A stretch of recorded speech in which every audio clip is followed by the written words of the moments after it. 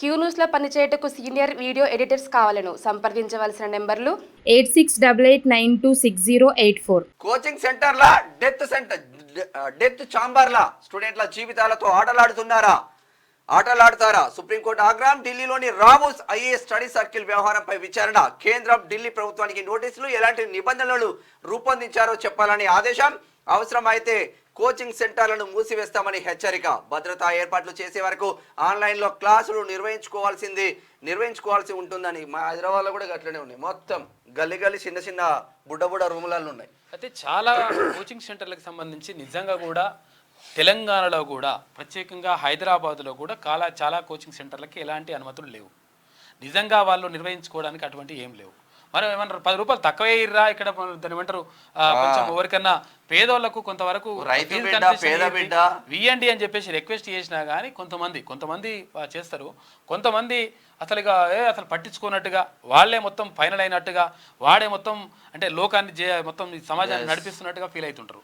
అటువంటి waste fellows ఏంటంటే తెలుసుకోవాల్సిన అవసరం ఉన్నది. ఎందుకంటే మంచి చేసే వాళ్ళు కొంతమంది ఉన్నారు, వాళ్ళకు మంచి 100% యాడ్స్ అప్. ఎందుకంటే పేద విద్యార్థుల పట్ల, పేద నిరుద్యోగుల పట్ల 100% కొంతవరకు ఆ భావంతో ఉండాలి. అయితే అది లేకుండా ఇష్టం వచ్చినట్టుగా చేస్తూ ఉంటారు. అయితే ఇది ఘటన ఎందుకు సుప్రీంకోర్టు అట్లా అన్నది అంటే, ఇవి మొత్తం కూడా మృత్యు కుహరాలుగా మారిపోయిన డెత్ ఛాంబర్లుగా మారిపోయినాయి అని చెప్పేసి సుప్రీంకోర్టు అన్నది. ఎందుకు అన్నది అంటే, అక్కడ ఢిల్లీలో ఉన్నటువంటి రావుస్ ఎవెన్యూ ఏదైతే రావుస్ ఐఏఎస్ స్టడీ సర్కిల్ ఉన్నది కదా, ఆ స్టడీ సర్కిల్లోకి ఒక్కసారిగా వరద నీళ్ళు వచ్చినాయి. వరద నీళ్ళు సెల్లార్ అంటే ఏంటిది? ఇప్పుడు మనం ఊర్లలో అయితేనేమో మీదనే ఎత్తు మీద బిల్డింగ్ కట్టుకుంటాం, ఇల్లు కట్టుకుంటాం. కాకపోతే ఏంటంటే సిటీలలో ఏం చేస్తారు, సెల్లార్లు అని చెప్పేసి మొత్తం పెద్దది బావి తవ్వుతారు. ఆ బావి తవ్వి ఆ బావిలో కార్లు పార్కింగ్ చేసుకోవడానికి, అవి పార్కింగ్ చేసుకోవడానికి పెడతారు. అయితే వాటిని సెల్లార్లు అంటారు.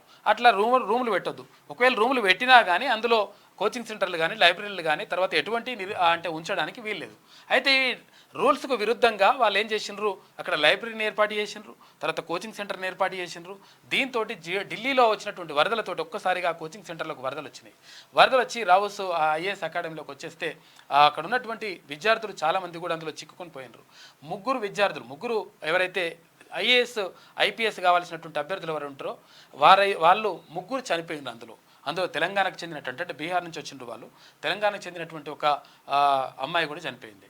అయితే ఈ నేపథ్యంలో ఎట్లయితే రాబాయ్ మీ కథ ఏంది, అసలు మీరు ఇట్లా నిర్వహించుకోవడం ఏంది, తర్వాత మృత్యుకుహారాలుగా అట్లా చేయడం ఏంది, తర్వాత మీరు విద్యార్థుల జీవితాలతోటి తర్వాత ఐఏఎస్ ఐపీఎస్లు అంటే భారతదేశంలో అత్యున్నతమైనటువంటి చదువులు అనుకుంటారు, వాటిని అత్యున్నతమైనటువంటి ఉద్యోగాలు అనుకుంటారు.